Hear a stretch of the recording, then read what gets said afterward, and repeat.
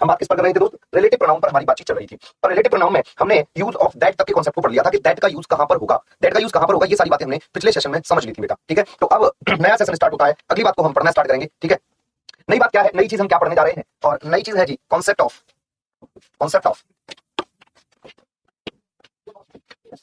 whoever, whomever and whichever, concept of whoever, whomever and whichever, इसकी बात कर लेते हैं। ठीक है जी। नमस्कार पटेल जी, गुड इवनिंग। वर्षा, स्नेहा, गुड इवनिंग। चलो बेटा, सभी को गुड इवनिंग, जितने भी बच्चे गुड इवनिंग कर रहे हैं सभी को गुड इवनिंग, नमस्कार। अब हम समझने जा रहे हैं कॉन्सेप्ट ऑफ whoever, whomever या फिर whichever। देखो बच्चे, हमने एक बात समझी थी, और क्या समझी थी? हमने ये समझी थी कि हु का यूज पर्सन के लिए होता है, whom का यूज पर्सन के लिए होता है, और which का यूज काय के लिए होता है? थिंग्स या एनिमल के लिए होता है। कब होता है? जब हमें एंटीसीडेंट दिया हो। अब हम क्या करेंगे? अब हम क्या करने वाले हैं कि हमारे पास दो सेंटेंसेस हैं। कितने बेटा? दो सेंटेंस। इन दो सेंटेंसेस में यहां पर अब तक हमने जो पढ़ा था वो ये पढ़ा था कि हमें एंटीसीडेंट दिया गया होगा, लेकिन अब हम क्या पढ़ने वाले हैं कि हमें एंटीसीडेंट दिया हुआ नहीं है। तो हम यहां से एंटीसीडेंट को एज्यूम करेंगे कि यहां एंटीसीडेंट हमारा पर्सन होगा, यहां एंटीसीडेंट हमारा पर्सन होगा, थिंग होगा या फिर एनिमल होगा, और उसी के अकॉर्डिंग हम यहां पर क्या यूज कर देंगे? हु, whom या फिर which का हम यहां पर यूज कर देंगे। और जब सेंटेंस में एंटीसीडेंट नहीं होता तो हम इसके साथ क्या लगा देते हैं बच्चे? इसके साथ ही हम एवर को जोड़ देते हैं। क्या जोड़ देते हैं? इसी के साथ हम एवर को जोड़ देते हैं। जरा इसका एग्जांपल समझ लेते हैं बेटा, इसका जरा एग्जांपल समझ लेते हैं। मैंने कहा I met blank you like very much. अब भाई एक बात बताओ मुझे, ये क्वेश्चन आपसे है, और फालतू के कमेंट्स बंद कर दो बेटा। सभी के लिए good evening, good evening, good evening, नमस्कार। और आपस में जो बच्चे बातें कर रहे हैं वो बातें बंद कर दो प्लीज। ठीक है बेटा, डेली स्टैंड क्लास नहीं होगी, आज संडे है और मैं संडे को क्लास नहीं लेता, आपको पता है, लेकिन जो बीच में क्लास डिस्टर्ब हुई है उनकी वजह से आपका जो एग्जाम है वो फास्ट अप्रोचिंग है, इसीलिए मैं आज संडे को क्लास ले रहा हूं। ठीक है बेटा, आज मैं संडे को क्लास ले रहा हूं। क्या साउंड में प्रॉब्लम है? चलिए मैं भी चेक करवा लेता हूं, साउंड में प्रॉब्लम था। चलिए बेटा अभी चेक करवा लेना है, अभी साउंड चेक करवा लेना है, परेशान ना हो आप लोग, परेशान ना हो बिल्कुल भी। ठीक है, चलिए यूट्यूब वाली क्लास के लिए टाइम नहीं मिलता, क्या करें बेटा, टाइम तो निकालना पड़ेगा। चलो भाई देखो, मेरा आपसे क्वेश्चन ये है कि मुझे ये एज्यूम करके बताना यहाँ एंटीसीडेंट नहीं है। आप कहोगे सर बिल्कुल भी नहीं है। अब आपको क्या करना है, यहाँ एज्यूम करना है कि एंटीसीडेंट क्या है। क्या बोले तो पर्सन है, थिंग है या फिर एनिमल है, इन तीनों में से ही कोई एक होगा। मुझे आप लोग बताएंगे कि यहाँ पर एंटीसीडेंट क्या होगा, पर्सन होगा, थिंग होगा या फिर एनिमल होगा। भाई साउंड की बताइए सभी बच्चे पहले तो, क्या साउंड आप लोगों को क्लियर आ रही है? अच्छा अब सही से आ रहा है साउंड, तो एक बार फिर से बता दूं। चलिए एक बार फिर से समझ लीजिए, सेंटेंस में एंटीसीडेंट नहीं होगा तो जो भी हमारा एंटीसीडेंट सॉरी रिलेटिव प्रोनाउन लगेगा, हु, whom या which, इसके साथ हम एवर जोड़ देंगे। कब जोड़ेंगे एवर? जब एंटीसीडेंट दिया हुआ नहीं है। हमें कैसे पता लगेगा? सेंटेंस के सेंस के अकॉर्डिंग हमें पता लगाना है कि एंटीसीडेंट क्या होगा। आप कहोगे कि सर जिससे आप मिलोगे वो पर्सन ही तो होगा। अरे हाँ या ना? अगर पर्सन होगा तो मेरे दोस्त यहाँ पर हमें सब्जेक्ट प्लस वर्ब दिया है, इसके अकॉर्डिंग हम यहाँ whom लगाएंगे और whom के साथ हम क्या जोड़ देंगे? एवर जोड़ देंगे। अगला क्वेश्चन आप फिर से देखिए बच्चे, अगला क्वेश्चन मैं आपके लिए फिर से लिखता हूं। मैंने कहा he teaches blank is a good student. अब मुझे एक बात बताओ, स्टूडेंट पर्सन ही तो होगा, हाँ या ना? अगर स्टूडेंट पर्सन होगा, स्टूडेंट पर्सन होगा, पर्सन के अकॉर्डिंग बच्चे क्या करोगे आप? यहां पर हु लगाओगे क्योंकि पीछे वाला सेंटेंस वर्ब से स्टार्ट हुआ है, और एंटीसीडेंट न होने की वजह से यहां पर क्या लगा दोगे? एवर। ठीक है बेटा, क्या लगा दोगे? एवर। चलिए एक और क्वेश्चन आपके लिए लिख लेते हैं। एक और क्वेश्चन आपके सामने लिखा हुआ है। इस क्वेश्चन में मैंने कहा Rekha bought blank she liked likes. मैंने कहा रेखा ने जो कुछ खरीदा होगा वो कोई थिंग होगी, और थिंग होगी तो हम यहाँ विच लगाएंगे, और वो दी हुई नहीं है तो इसी के साथ हमने क्या जोड़ दिया? एवर। क्या जोड़ दिया बेटा? एवर। क्लियर हो गई मेरी बात? क्या सभी बच्चों को यहाँ तक की बात समझ में आई है? अगर यहाँ तक की बात सभी बच्चों को समझ में आई है तो फटाफट से जवाब दीजिए कि हाँ सर समझ में आ गई है बात।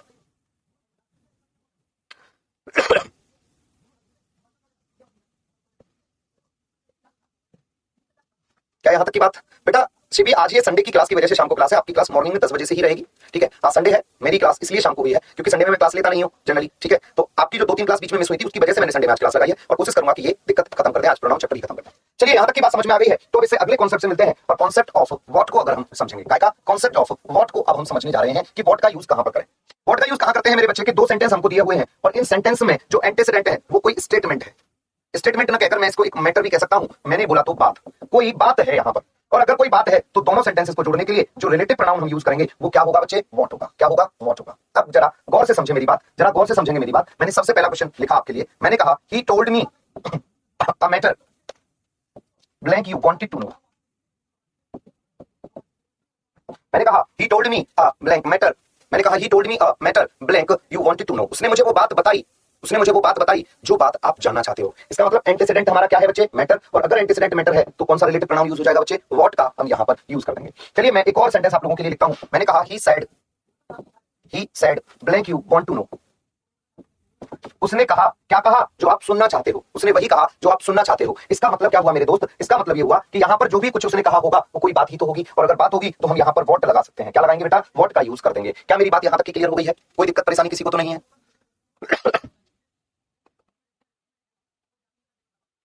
कोई दिक्कत परेशानी तो नहीं है? क्या कह दिया सुदय ने?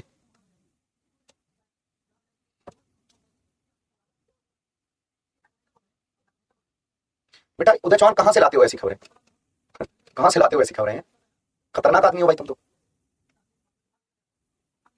चलो बेटा आइए अगली बात पर चलते हैं और अगली बात समझ लेते हैं। ये बातें हमारी हो गई हैं क्या की? रिलेटिव प्रोनाउन की। हमने रिलेटिव प्रोनाउन को यूज करना सीखा है। कुछ एक क्वेश्चन रिलेटिव प्रोनाउन से रिलेटेड लिख रहा हूं, आप लोग बताएंगे क्वेश्चन सही है या गलत है। चलिए मुझे बताइए, Ram called his brothers who lives abroad.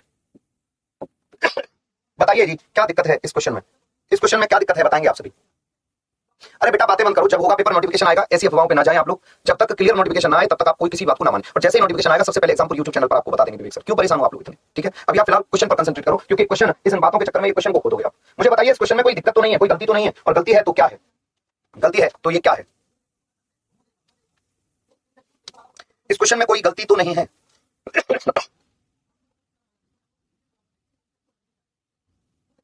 देखो बेटा इस सेंटेंस में आप देखोगे कि हमारे पास एक सेंटेंस ये रहा जिसमें एंटीसीडेंट कौन है? ब्रदर्स। और ब्रदर्स कौन होंगे? राम के ब्रदर्स पर्सन ही होंगे। पीछे वर्दी हुई है इसके लिए हु तो सही है, लेकिन इस हु ने रिलेट किसको किया है? इस ब्रदर्स को। अगर ब्रदर्स को इसने रिलेट किया है तो यहां पर लिव्स का यूज नहीं होना चाहिए था, लिव का यूज होना चाहिए था, क्योंकि प्लूरल नाउन के साथ प्लूरल वर्ब का यूज होगा। यहां पर हम काय का यूज कर देंगे बेटा? लिव का यूज कर देंगे। बेटा जो हुम कह रहे हैं उनके मुंह पर यहीं से फेंक के मुक्का। बेटा कहां जा रहे हो?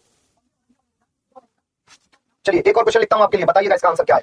आपको बताना है इस क्वेश्चन का आंसर क्या है। चलिए लिखा है मैंने, Rakesh has bought a pen which are very costly, which are very costly। बताएंगे इस क्वेश्चन में क्या दिक्कत है बेटा? बताएंगे इस क्वेश्चन में आपको क्या दिक्कत है?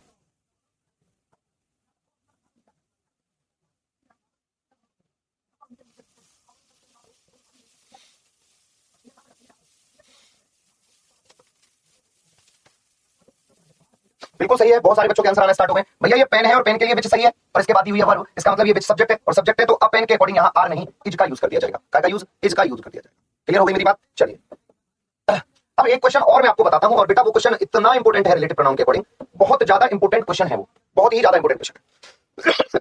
क्या क्वेश्चन है जरा गौर से देखिएगा। मैं दो क्वेश्चन आपके लिए लिखूंगा। Question number 3, he is one of the boys who has reached on time. और अगला क्वेश्चन मैंने लिखा, he is the only one of the boys who has reached on time. दो क्वेश्चन आपके सामने लिखे हैं। बेटा बताइएगा किस क्वेश्चन में क्या दिक्कत है, और पहले मैं आपके देखूंगा आंसर्स, उसके बाद इसको आपको समझाऊंगा। बहुत ही इंपॉर्टेंट क्वेश्चन है। एक टॉपिक आता है सब्जेक्ट वर्ब एग्रीमेंट, उसके लिए ये बहुत ही इंपॉर्टेंट क्वेश्चन है और एग्जाम्स में पूछा भी जाता है।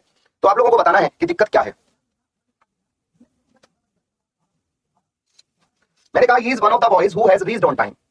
इस क्वेश्चन को बताने में बिल्कुल जल्दबाजी नहीं करूंगा मैं, क्योंकि इस क्वेश्चन से बहुत ज्यादा इंपॉर्टेंट क्वेश्चन बनता है।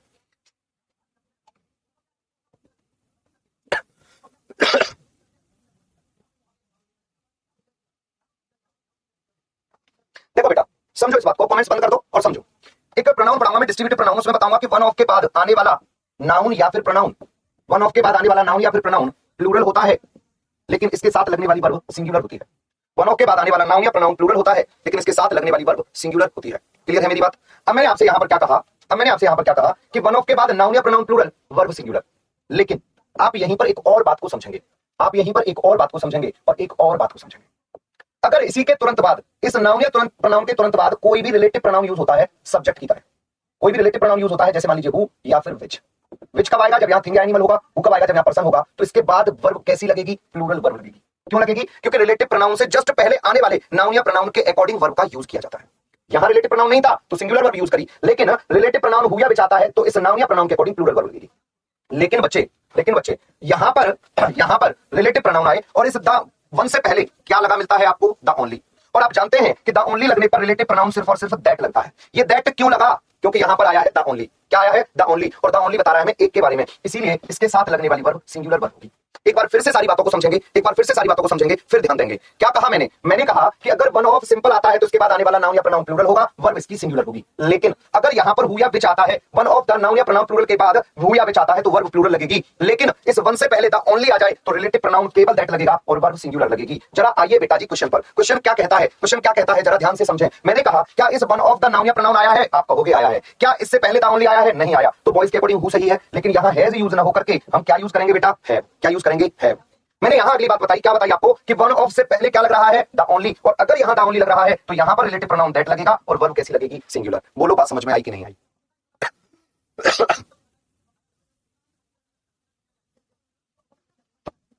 नमस्ते बेटा आजम मंसूरी जी।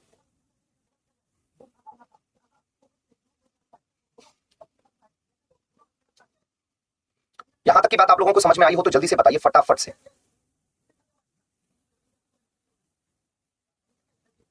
उदय चौहान बेटा मैं क्या करूं? तुमको ब्लॉक करवा दूं?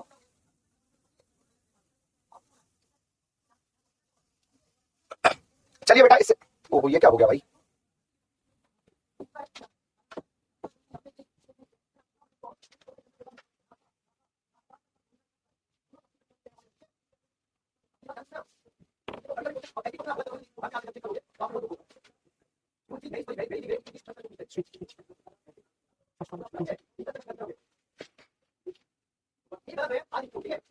चलो बेटा एक और क्वेश्चन देखते हैं, एक और क्वेश्चन इसी से रिलेटेड लिख लेते हैं, ठीक है।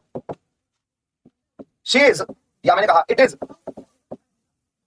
This is one of those pens which is very hard to gate.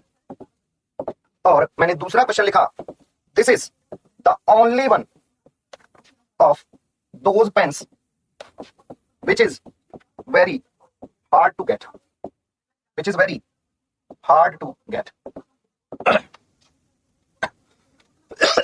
चलो देखो बेटा क्या है इसमें क्वेश्चन में। क्वेश्चन में ये दिया है कि यहां हमें वन ऑफ प्लूरल नाउन दिया है लेकिन इससे पहले नाउन नहीं है, तो पेंस के अकॉर्डिंग विच सही है, लेकिन यहां इज ना होके क्या हो जाएगा? आर। लेकिन यहां वन से पहले क्या लिखा है? The only. और द ओनली आने पर रिलेटिव प्रोनाउन दैट का यूज होता है, और द ओनली बता रहा है हमें किसके बारे में? वन के बारे में, इसीलिए इसके साथ आने वाली वर्ब सिंगुलर वर्ब होगी। बोलो बात समझ में आई? बिल्कुल सही आंसर है भारती का, नेहा का, याद भाई बिल्कुल ठीक आंसर है। ठीक है जी, चलिए तो ये रिलेटिव प्रोनाउन आपका खत्म हुआ। अब हम बढ़ते हैं बेटा इससे अगले कॉन्सेप्ट पर पढ़ने जा रहे हैं, और this one is the most important pronoun of all. This one is called distributive pronoun. कौन सा? Distributive pronoun. कौन सा प्रोनाउन पढ़ने जा रहे हैं हम? डिस्ट्रीब्यूटिव प्रोनाउन को हम पढ़ने जा रहे हैं। क्या पढ़ने जा रहे हैं बेटा? Distributive pronoun. अब गौर से समझिएगा मेरे दोस्त, डिस्ट्रीब्यूटिव प्रोनाउन होता क्या है? डिस्ट्रीब्यूटिव प्रोनाउन में सबसे पहले आता है हमारे पास ईच, दूसरा शब्द आता है ईदर, और तीसरा शब्द आता है नीदर। पहला वर्ड कौन सा है? ईच, दूसरा वर्ड कौन सा है? ईदर, और तीसरा वर्ड कौन सा है? नीदर। फिर से साउंड में दिक्कत है, चलिए मैं बुलाता हूं अभी। Sound problem.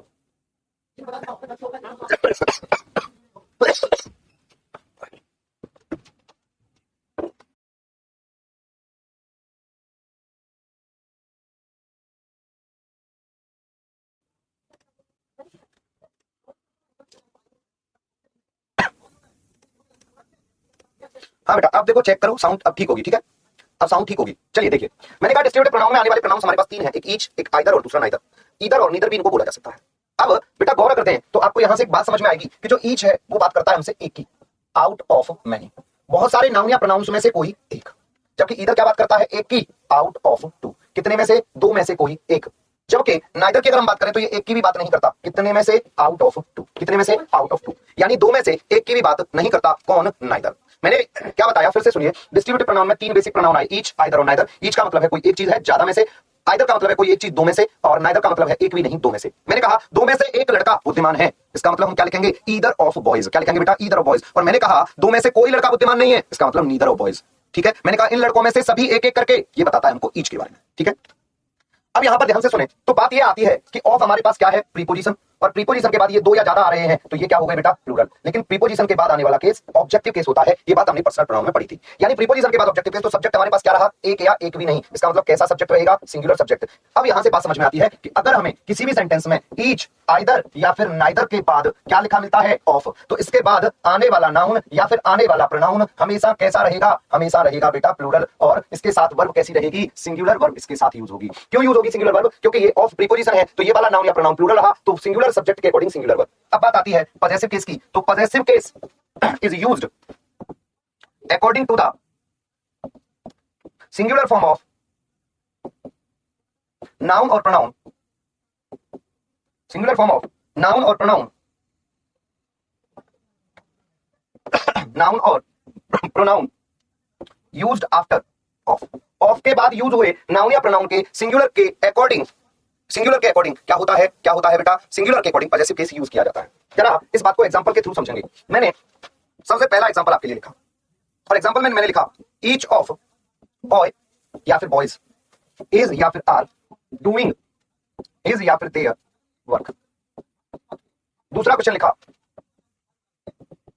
Either of to boys या फिर बॉय या फिर बॉयज इज या आर डूइंग, इज या फिर देयर वर्क। अगले क्वेश्चन की तरफ बढ़ेंगे बेटा,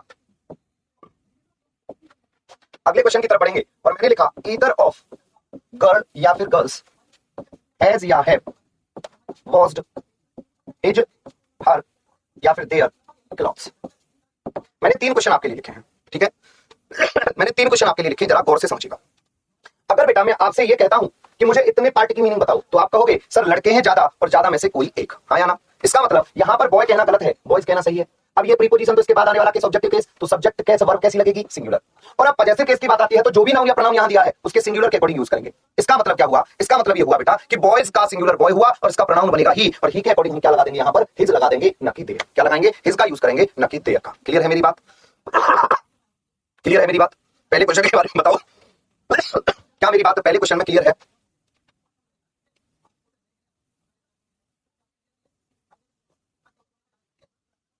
जल्दी से बताओ।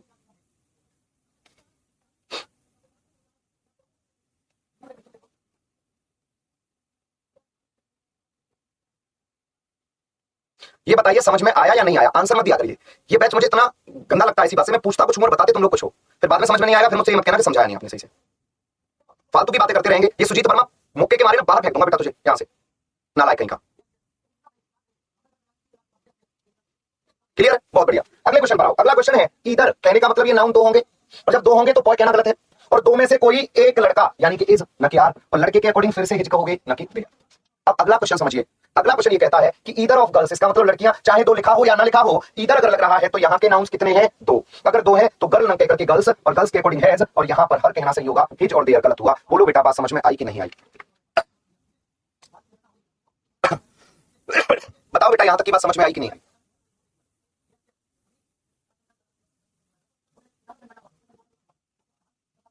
ये प्रवीण अहमद की अपनी अलग ही लीला चल रही है। यीशु चौरसिया बेटा क्या समझ में नहीं आया, बोलो। अनूप गौर क्या समझ में नहीं आया बेटा, बोलो। सिंपल सी बात बताई मैंने, ईच आइदर नाइदर के बाद नाउन या प्रोनाउन प्लूरल वर्ब आएगी सिंगुलर, और जो पॉजेसिव केस आएगा वो नाउन या प्रोनाउन के सिंगुलर के अकॉर्डिंग आएगा। बस 2 बातें बताई हैं, यही बात समझनी है, ठीक है। ठीक है जी, सिर्फ इतनी बात बताई है बेटा। अनुष्का पटेल तुम्हें तब समझ में आएगा जब कमेंट्स बंद करो तो, ठीक है। चलो अब यहां से अगली बात पर बढ़ते हैं, यहां से अगली बात पर बढ़ते हैं। मैंने एक और क्वेश्चन लिखा, मैंने यहां पर लिखा, मुझे बताइएगा इस क्वेश्चन में क्या दिक्कत है। Neither of the pens is useful, neither of the pens is useful. इस क्वेश्चन का आंसर आप देंगे, बताइए क्या आंसर होना चाहिए इसका।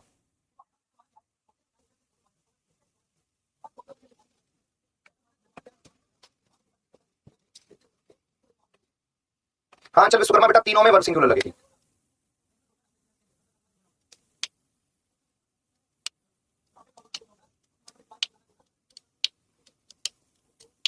सही है। चलो लेट मी चेक। सबसे पहली बात हमने क्या देखी, नीदर लग रहा है, इसका मतलब ये पेन कितने हैं, 2, और 2 है तो पेन होना चाहिए, बिल्कुल सही है। अब 2 में से कोई भी नहीं तो वर्ब सिंगुलर होनी चाहिए, दी हुई है, इसका मतलब ये सेंटेंस बिल्कुल सही है, इसमें कोई दिक्कत नहीं है। No error. एग्जाम्पल के चीते बेटा ये तो देख ले, गड़बड़ क्या है, कुछ भी नहीं करना। पेन सही लग रहा है, इधर नीदर और ईच के बाद लगने वाला नाउन या प्रोनाउन प्लूरल, वर्ब हमेशा रहेगी सिंगुलर, नाउन प्लूरल है, वर्ब सिंगुलर है, कोई गलती इस क्वेश्चन में नहीं है, ठीक है। चलो एक और क्वेश्चन लिखते हैं, उसका आंसर देना आप लोग। Either of the 2 friends are working properly. बताइए क्या दिक्कत है इस क्वेश्चन में।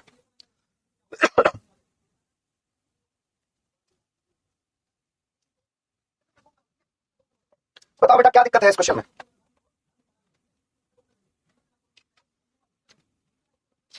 इस क्वेश्चन में दिक्कत क्या है बेटा। ये जाएगा। बिल्कुल ठीक बात कही भाई। यहां तो लिखा हो ना लिखा हो, लेकिन इधर लगते ही समझ जाओ दो है, और दो में से कोई एक आर में लगाकर क्या यूज करोगे, यहां पर इज। आर यूज ना करके क्या यूज हो जाना चाहिए, यहां पर इज का यूज हो जाना चाहिए। ठीक है बेटा, चलिए अब इससे अगली बात पर चलते हैं और इससे अगला कॉन्सेप्ट समझ लेते हैं बेटा। मैं अगला क्वेश्चन लिखता हूं, बताइए क्या गलती है। Either of 4 boys is lazy.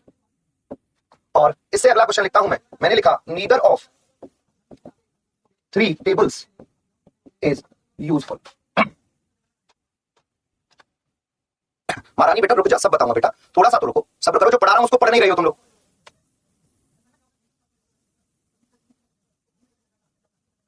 Of के बाद द बॉयज क्यों नहीं हुआ। अब आप कहोगे कि सर यहां पर 4 गलत है, हाँ या ना, क्या गलत है, 4 गलत है। अब देखो दो शब्दों में अंतर समझो, अभी शब्दों में अंतर बाद में समझाऊंगा, पहले समझो। हम क्या कहते हैं, हमने कहा है कि सर ये आइदर और नाइदर का जो यूज है वो कितने के लिए होता है, 2 के लिए। आइदर का यूज कितने के लिए, फॉर 2, और नाइदर का यूज कितने के लिए, for more than 2, for more than 2। Either का यूज फॉर 2, नीदर का यूज फॉर मोर देन 2, 2 से ज्यादा के लिए। अगर बात for more than 2, sorry, neither का यूज भी किसके लिए, फॉर 2, 2 के लिए। लेकिन अगर बात आ जाए फॉर मोर देन 2 की, फॉर मोर देन 2 की, 2 से ज्यादा की बात आ जाए, 2 से ज्यादा की बात आ जाए, तो बेटा जी ईदर का यूज नहीं करते। ईदर की जगह पर या तो एनी या फिर एनी वन लगाते हैं, और नीदर की जगह पर क्या लगा देते हैं हम, नन। क्या लगा देते हैं, नन।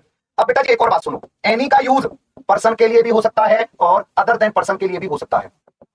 क्या के लिए, पर्सन के लिए भी हो सकता है और अदर देन पर्सन के लिए भी हो सकता है। मैंने क्या कहा, सर ईदर और नीदर का यूज 2 के लिए होता है, कितने के लिए होता है जी, 2 के लिए। लेकिन अगर 2 से ज्यादा की बात आ जाए तो ईदर की जगह पर या तो हम एनी लगाएंगे या फिर एनी वन, और एनी का यूज पर्सन के लिए भी हो सकता है और अदर देन पर्सन के लिए भी हो सकता है, और नीदर की जगह पर एनी वन का यूज केवल और केवल पर्सन के लिए किया जाएगा, अदर देन पर्सन के लिए नहीं होगा।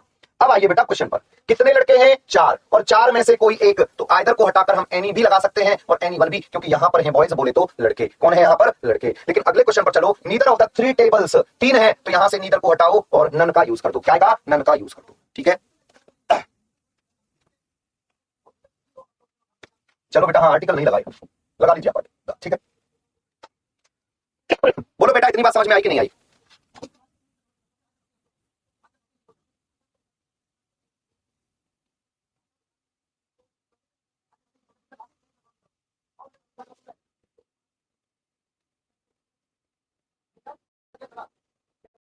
वो सब बात की बातें हैं, क्या करो, जब टॉपिक खत्म हो जाए, जब आपके कोई भी डाउट बने तब पूछना कि 1 लगा सकते हैं नहीं लगा सकते, ये कर सकते हैं नहीं कर सकते, वो सब बात की बातें हैं। 1 कहां यूज होगा, 2 कहां यूज होगा, वो बात की बातें हैं। नाइदर के साथ, अगर नाइदर के साथ 2 से ज्यादा नाउन्स की बात होती है तो नाइदर को उठाकर नन की यूज करेंगे।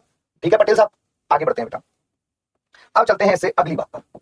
अब मैंने यहां पर एक क्वेश्चन लिखा, any one of 5 boys is busy, और दूसरा क्वेश्चन लिखा मैंने, each of 5 boys is busy. ये महारानी बहुत देर से परेशान है, जरा महारानी जी आप समझिए दिक्कत क्या है। ठीक है बेटा, फालतू की बात जो करेगा तुरंत की तुरंत ब्लॉक करवा दूंगा मैं, दोबारा कमेंट्स नहीं कर पाओगे क्लास में, याद रखना। विनय कुमार थोड़ा तमीज में बात करो, ठीक है, ये क्लास मेरी चल रही है, 1 मिनट में ब्लॉक करवा दूंगा मैं तुमको।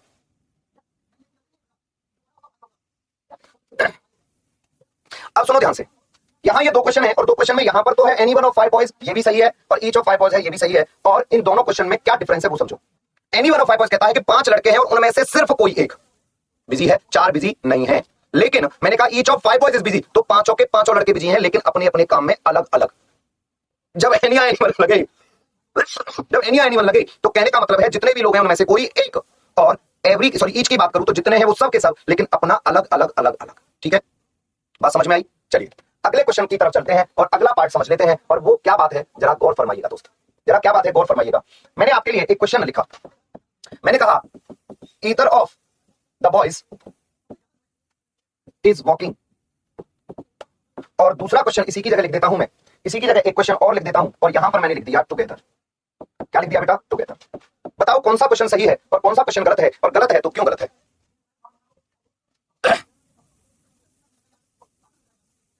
बेटा प्रियंका यादव, आप लोगों का ना एग्जाम आ रहा है और मेरी तबीयत इतनी भी खराब नहीं है, मैं क्लास ना ले पाऊंगा, मैं इसी का बहाना बना करके पढ़ जाऊं तो फिर आप लोगों को कौन पढ़ाएगा। ठीक है, तो ये सारी चीजें तबीयत तो सब चलती रहती है, पहले मेन बात है आपका एग्जाम, और वो होना चाहिए।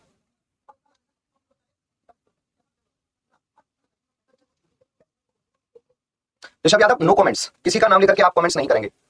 बिल्कुल सही आंसर आ रहा है, पहला सही है और दूसरा गलत है। बेटा जिनके समझ में नहीं आया वो समझो ध्यान से। मैंने कहा ईदर ऑफ द बॉयज का मतलब है 2 लड़के हैं और 2 में से कोई एक टहल रहा है, लेकिन अगले क्वेश्चन में यहां तक अगर देखे तो एक है, लेकिन आगे लिख दिया टुगेदर। और टुगेदर का मतलब साथ साथ, और साथ साथ लोग कब होंगे, जब कम से कम दो होंगे। हमें क्या बताया गया, आइदर ने बताया कि ये लड़के दो हैं और दोनों में से दोनों के दोनों। अगर मैं बात करता हूं टू आउट ऑफ टू की, तो बेटा इसके लिए हम एक शब्द यूज करके चलते हैं और वो वर्ड है हमारे पास कौन सा, बोथ। और बोथ के बाद भी अगर ऑफ आता है तो नाउन या प्रोनाउन कैसा रहेगा, प्लूरल। अब यहां तो सब्जेक्ट भी प्लूरल है, इसीलिए प्लूरल वर्ब का ही इसके साथ यूज किया जाएगा। इसका मतलब पहली गलती तो ये है कि इस ईदर को हटाओ बोथ लगाओ, और दूसरी गलती ये है कि इज को हटाओ आर लगाओ। क्या लगाओ, इज को हटाओ आर लगाओ। राजपूत सिंह थोड़ा सा इंतजार करो बेटा, आपको ये बात क्लियर हो जाएगी। मोस्टली ऑफ के बाद लगेगा इस टाइप के क्वेश्चन में, क्यों लगेगा कैसे लगेगा जानेंगे ब्रेक के बाद, ठीक है बेटा। चलो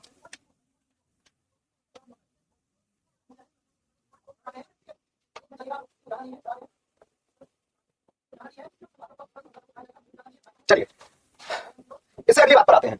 अगली बात मैंने लिखी, anyone of the men are playing together।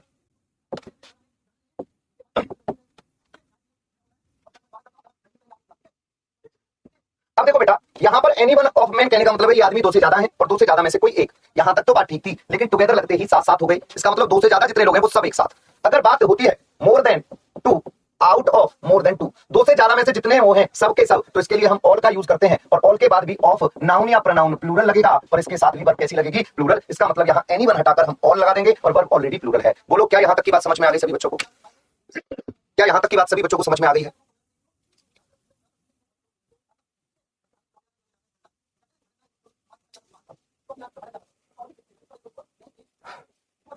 बोलो बेटा समझ में आ गई यहां तक की बात? किसी को कोई दिक्कत परेशानी तो नहीं है? किसी को कोई नजला जुकाम खांसी इस टॉपिक से रिलेटेड?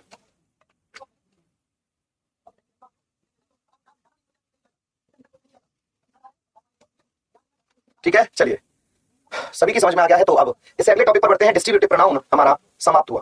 क्या हुआ? डिस्ट्रीब्यूटिव प्रोनाउन हमारा समाप्त हुआ।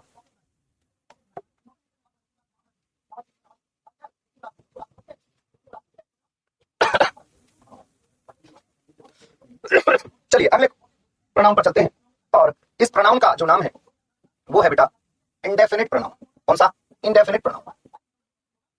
अब इंडेफिनिट प्रोनाउन क्या है? ऐसे प्रोनाउंस जो डेफिनेट नहीं है। मैंने कहा भैया वह डेफिनेट है, ही या शी डेफिनेट है, ही कोई पर्सन है, शी कोई लड़की है, ही कोई बॉय है, हाँ या ना। मैंने कहा दे, इसका प्लूरल हो गया, वी हम हो गए, आई मैं हो गया, यू तुम हो गए। ये तो क्लियर है यहां तक की बात। लेकिन लेकिन एक बात समझिए। क्या बात समझनी है? क्या बात समझनी है दोस्त? बात ये समझनी है मेरे भाई कि इंडेफिनिट प्रोनाउंस बने कैसे। सबसे पहले तो इनका बनना देख लो। इनको बनाने के लिए हमें सबसे पहले चार शब्द देखने, सम, एनी, एवरी और नो। कितने वर्ड देखे बेटा हमने? चार। अब इन चार शब्दों के साथ हम तीन तीन शब्द जोड़ते चले जाएंगे। कितने? तीन शब्द। कौन कौन से शब्द जोड़ेंगे? पहला शब्द जोड़ेंगे वन, समवन, एनीवन, एवरीवन और नोवन, और इसी को हम कह देते हैं नन। दूसरा जोड़ेंगे बड़ी, समबडी, एनीबडी, एवरीबडी और नोबडी। और बेटा तीसरा वर्ड जोड़ेंगे हम थिंग। पहला समथिंग, दूसरा एनीथिंग, तीसरा एवरीथिंग और चौथा नथिंग। ये सब हमारे क्या हो गए बेटा? ये सब हो गए हमारे इंडेफिनिट प्रोनाउंस। क्या हो गए? Indefinite pronouns. हमने कैसे बनाए इंडेफिनिट प्रोनाउन? पहले चार शब्द लिखे, सम, एनी, एवरी, नो, और इनके साथ तीन वर्ड जोड़ दिए, सबके साथ वन, बड़ी और थिंग। ठीक है बेटा, बोलो यहां तक की बात किस किस को समझ में नहीं आई? यहां तक की बात क्लियर हुई? कैसे बनेगा? फिर मैं यहां से क्वेश्चन बनाना स्टार्ट करता हूं कि कैसे कैसे क्वेश्चन बनेंगे, कैसे आपको समझना है। बताइए बेटा, फटाफट से बताइए।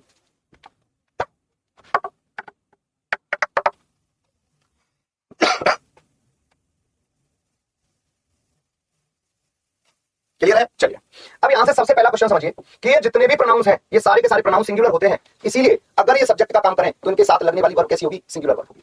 पहला क्वेश्चन क्या बना? ये जितने भी प्रोनाउंस हैं ये सब सिंगुलर हैं, इनके साथ लगने वाली वर्ब सिंगुलर होगी। अब देखो क्वेश्चन में मैंने सबसे पहला क्वेश्चन आप लोगों के लिए लिखा। क्या लिखा? Everyone have his own will. और दूसरा क्वेश्चन लिखा everything has its own value. पहले क्वेश्चन में क्या दिक्कत है भाई? इन महाशय को दिक्कत यह है कि एवरीवन सिंगुलर है तो यहां सिंगुलर वर्ब लगनी चाहिए, और एवरीथिंग सिंगुलर है तो यहां भी सिंगुलर वर्ब ही लगी हुई है। तो पहले टाइप का क्वेश्चन हमारा खत्म हुआ कि ये जितने भी प्रोनाउंस हैं ये सब के सब सिंगुलर होते हैं, सबके सब सिंगुलर होते हैं, इसीलिए इनके साथ लगने वाली वर्ब भी सिंगुलर होगी। पहले टाइप का क्वेश्चन खत्म हुआ। दूसरे टाइप के क्वेश्चन पर चलते हैं। हमने तीन वर्ड जोड़े, एक तरफ तो जोड़ा वन या बड़ी, और दूसरी तरफ जोड़ा है हमने थिंग। और जो वन या बड़ी जुड़ा है, ये वन या बड़ी हमको इशारा करता है बेटा किसके बारे में? पर्सन के बारे में। और थिंग हमको इशारा करती है किसके बारे में? थिंग्स के बारे में। और अगर पर्सन के बारे में इशारा कर रही है तो इसके साथ बनने वाला प्रोनाउन ही होगा, और ही के अकॉर्डिंग इसका ऑब्जेक्टिव केस हिम और पजेसिव केस होगा, जबकि इसके लिए प्रोनाउन इट, इसका ऑब्जेक्टिव केस इट और इसका पजेसिव केस इट्स रहेगा। क्या रहेगा बेटा? इट्स रहेगा। जैसे बस थोड़ी देर और पढ़ाएंगे, मैंने ये वाला टॉपिक खत्म करते, इसके बाद कल आपका प्रोनाउन खत्म हो जाएगा, इसके बाद इसकी करेंगे हम प्रैक्टिस। ठीक है बेटा? इसके बाद करेंगे इसकी प्रैक्टिस। देखो बेटा जी क्या दिया हुआ है क्वेश्चन में? क्वेश्चन में मेरे भाई दिया है यहां पर एवरी वन था, वन लगने पर पर्सन इसका प्रोनाउन ही होगा, और ही के अकॉर्डिंग हमने यहां क्या लगाया, हिज। और यहां पर थिंग है तो थिंग के अकॉर्डिंग हमने यहां क्या लगाया, इट्स लगाया। क्या लगाया बेटा, इट्स लगाया। बोलो बात समझ में आई कि नहीं आई, बोलो यहां तक की बात समझ में आई कि नहीं आई। चलिए एक क्वेश्चन और लिखता हूं आपके लिए, बताइएगा क्या दिक्कत है इस क्वेश्चन में। तीसरा question, someone is doing it's work, someone is doing it's work.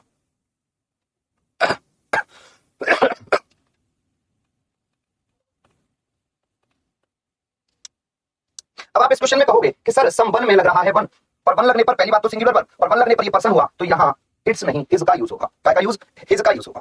बोलो बेटा यहां तक की बात में किसी को कोई आपत्ति तो नहीं है।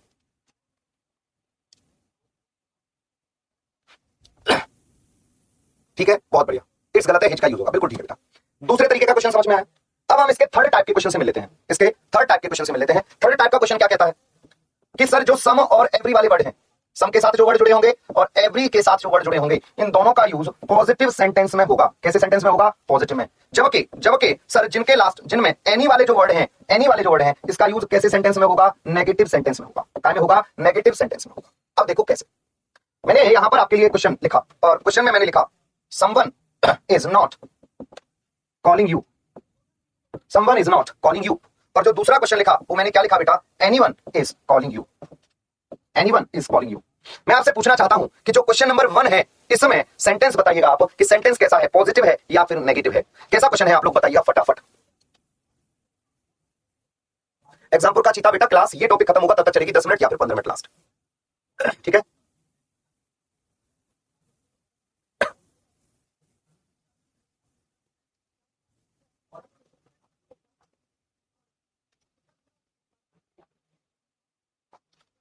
देखो बेटा, अब क्वेश्चन क्या दिया हुआ है हमको, मैंने कहा समवन पॉजिटिव सेंटेंस नहीं है, ये नेगेटिव है, नॉट लग रहा है, तो यहां समवन का यूज ना होकर के एनीवन का यूज होगा। और ये सेंटेंस पॉजिटिव है, इसलिए एनीवन का यूज ना होकर के समवन का यहां पर यूज किया जाएगा। काय का, समवन का यहां पर यूज किया जाएगा। नॉट न हटा सकते, न लगा सकते, क्योंकि सेंटेंस की मीनिंग बदल जाएगी। हम केवल जो वर्ड है सम और एनी, उसको हम चेंज कर सकते हैं, ठीक है, उसको हम चेंज कर सकते हैं। यानी हम नॉट हटाएंगे, लगाएंगे नहीं, हम इस वर्ड को चेंज करेंगे सिर्फ और सिर्फ।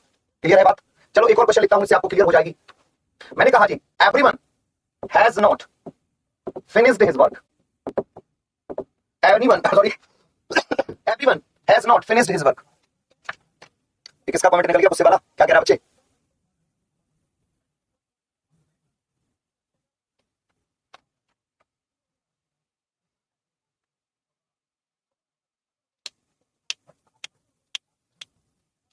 अब देखो क्वेश्चन में क्या गड़बड़ है, गड़बड़ ये है कि सेंटेंस नेगेटिव है, या एवरीवन लग रहा है, एवरीवन को हटाकर हम यहां एनीवन का यूज कर देंगे। क्या, एनीवन का यूज कर देंगे। क्लियर हो गई जी बात। चलिए बहुत बढ़िया। अब बेटा टाइप 4 का क्वेश्चन समझिए। 3 तरह के क्वेश्चन समझ में आए। सिंगुलर सब्जेक्ट है, सिंगुलर वर्ब लगेगी। वन और बड़ी वाले पर्सन के लिए यूज होते हैं, थिंग के लिए थिंग वाले यूज होते हैं। पर्सन के लिए ही लगाते हैं और थिंग के लिए हम इट का यूज करते हैं। काय का, इट का यूज करते हैं। क्लियर है बात। चलिए अब हम डिस्कस करेंगे इससे अगले टाइप का क्वेश्चन। बेटा अगर हम एनी और नॉट दोनों को मर्ज कर दें, दोनों को मिला दें, तो जो शब्द हमको मिलता है वो कौन सा है, नो। एनी और नॉट दोनों को अगर हम मिला दें, क्या मिला दें, तो शब्द मिलता है हमको नो। अब इससे रिलेटेड क्वेश्चन समझो। मैंने क्वेश्चन में लिखा I have no any pen.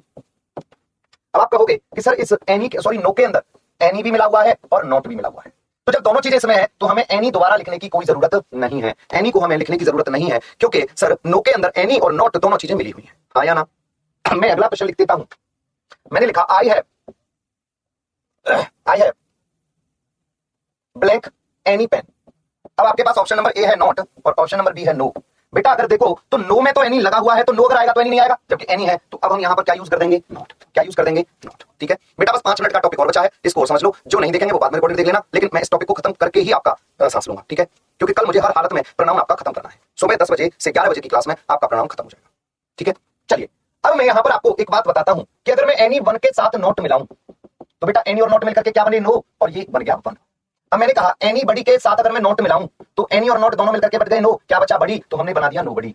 और anything plus not, anything plus not अगर इन दोनों को मिला दूं तो हमारे पास क्या आ गया बेटा, नथिंग। क्या आ गया बेटा, नथिंग। ठीक है, मैंने क्या कहा, एनी वन के साथ नॉट मिला दूं तो नन बन गया, एनी वन के साथ अगर नॉट मिला दूं तो नन बन गया। दूसरी बात मैंने क्या कही, एनी बड़ी के साथ नॉट मिला दूं तो नो बड़ी बन गया, और एनीथिंग के साथ नॉट मिला दूं तो नथिंग बन गया। ठीक है, अब जरा इसको देखो, इससे क्वेश्चन कैसे बनेगा।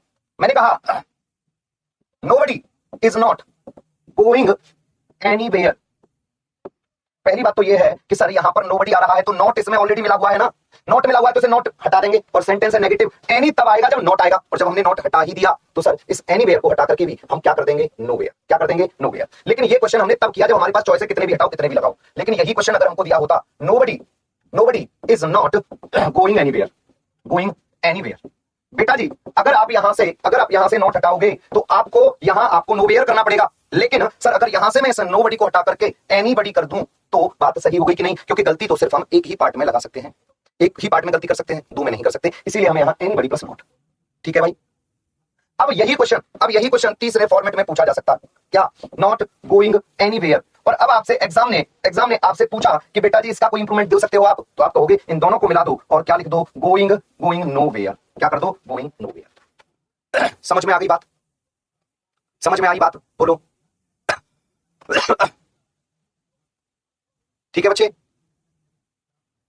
तीन तरह के क्वेश्चन बनेंगे, ये क्वेश्चन नहीं बनेगा, ये दो तरह के क्वेश्चन बनेंगे। क्या क्वेश्चन बनेगा, अगर दो पार्ट में गलती नहीं कर सकते इसीलिए हमने वहां एनीबडी लगा दिया, एनीबडी के साथ भी नॉट लग सकता है और एनीवेयर के साथ भी, लेकिन इसका इंप्रूवमेंट पूछ लिया एग्जाम ने तो नॉट और एनीबडी मिलाकर एनीवेयर मिलाकर नोवेयर बना दिया।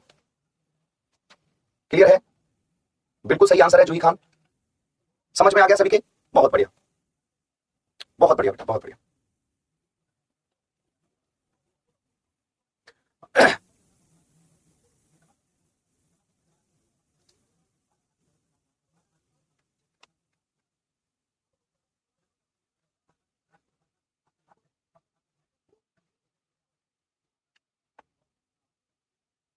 ठीक है जी, चलिए ऑल क्लियर, ऑल क्लियर। अब हमारे दो यूज और हैं, दो यूज और हैं। पहला हम समझेंगे यूज ऑफ ऑल, पहला कौन सा, यूज ऑफ ऑल, ऑल के यूज को समझ लेते हैं और फिर क्लास आज की खत्म करेंगे। क्या है यूज ऑल का, बेटा ऑल का जो यूज है वो सिंगुलर भी हो सकता है ऑल, और ऑल प्लूरल भी हो सकता है, ऑल सिंगुलर भी हो सकता है, ऑल एज अ सब्जेक्ट, जब हम ऑल को सब्जेक्ट के तौर पर यूज करें तो ऑल सिंगुलर भी हो सकता है और ऑल प्लूरल भी हो सकता है। गौर से अगर बात समझें तो ऑल सिंगुलर कब होगा, जब ये अनकाउंटेबल नाउन के लिए यूज होगा, लेकिन अगर ऑल यूज हुआ है काउंटेबल नाउन के लिए तो ये ऑल प्लूरल होगा। मैं पहला क्वेश्चन आपके लिए लिखता हूं, all that I need is या आर सम टॉयज, और दूसरा क्वेश्चन मैंने लिखा all that they need is या are patience, all that they need is या आर पेशेंस। अब मैंने यहां पर देखा कि जो कुछ उसको चाहिए वो क्या है, कुछ खिलौने, और जो कुछ उन्हें चाहिए वो क्या है, पेशेंस। यहां ऑल का यूज टॉयज के लिए हुआ है, जबकि यहां ऑल का यूज पेशेंस के लिए हुआ है, और पेशेंस के लिए यूज हुआ है तो अनकाउंटेबल नाउन यहां पर इज कहेंगे न क्या, और यहां टॉयज काउंटेबल नाउन यहां इज न कह करके क्या कहेंगे, आर। ठीक है जी, सभी की समझ में आ गई है यहां तक की बात, तो यहां तक की बात में आपको कोई परेशानी नहीं होनी चाहिए। ठीक है बेटा, यहां तक की बात में आपको कोई परेशानी नहीं होनी चाहिए। क्लियर है, तो आपसे मुलाकात अब कल करेंगे एक और टॉपिक के साथ, प्रोनाउन का लास्ट टॉपिक होगा वो, और तब तक के लिए